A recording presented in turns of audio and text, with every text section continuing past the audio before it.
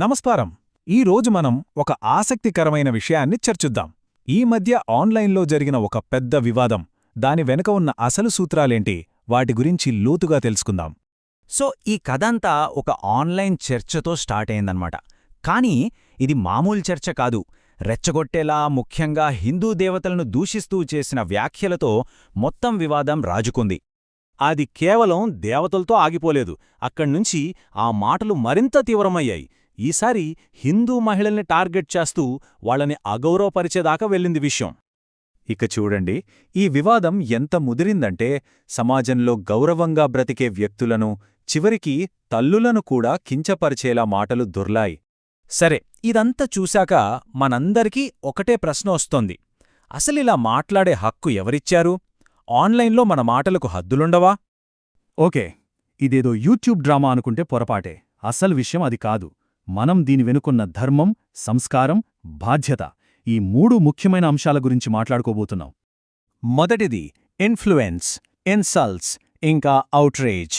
అసలు ఈ డిజిటల్ యుగంలో ప్రభావం లేదా ఇన్ఫ్లుయెన్స్ అంటే ఏంటో ఒకసారి చూద్దాం. అసలు ఇన్ఫ్లుయెన్సర్ అనే ఎవరినంటాం? చేతిలో ఒక మైక్ ఉండి నలుగురికి తెలిస్తే చాలు వాళ్ళు ఇన్ఫ్లుయెన్సర్ అయిపోతారా? ఇక్కడే అసలు ప్రశ్న మొదలవుతుంది. ఈరోజు మనం చర్చిస్తున్న అంశం కూడా ఇన్ఫ్లుయెన్సర్ అనే పదానికి ఉన్న సాధారణ అర్థాన్ని ప్రశ్నిస్తోంది. చూడండి, ఒక ఇన్ఫ్లుయెన్సర్ ఎలా ఉండాలి, కొంతమంది ఎలా తయారయ్యారో. ఒకవైపు మాటలకు బాధ్యత ఉండాలి, కాని మరోవైపు కేవలం వ్యూస్ కోసం నిర్లక్ష్యంగా మాట్లాడుతున్నారు.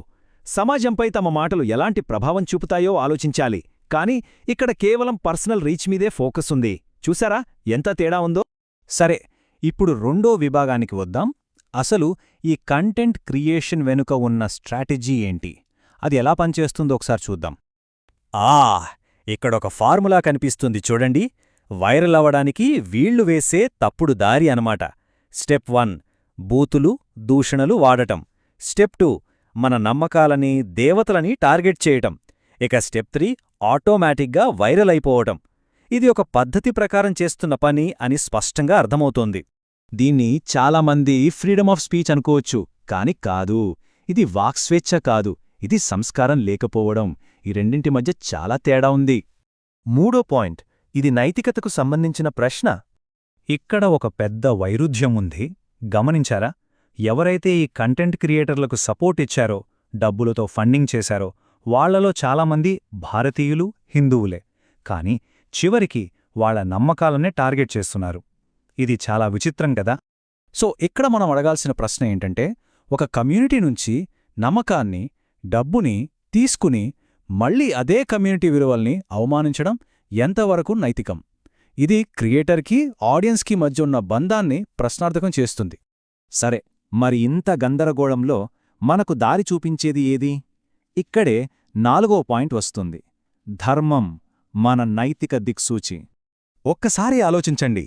మన దేశంలో 140 కోట్ల మంది ప్రజలు ఉన్నారు. ఇంతమంది ఉన్నాకూడా సమాజం పూర్తి అరాచకంలోకి వెళ్లకుండా ఏ శక్తి కాపాడుతోంది? ఆ శక్తే ధర్మం. ధర్మమంటే ఏదో మతానికి సంబంధించిన పదం మాత్రమే కాదు. అది ఒక నైతిక నియమావళి, సమాజాన్ని, వ్యక్తులని సరైన దారిలో నడిపించే ఒక ఆత్మ నియంత్రణ శక్తి అన్నమాట. ధర్మం ఏం చెబుతుందంటే, కర్మ అనేది ఒకటుంటుంది.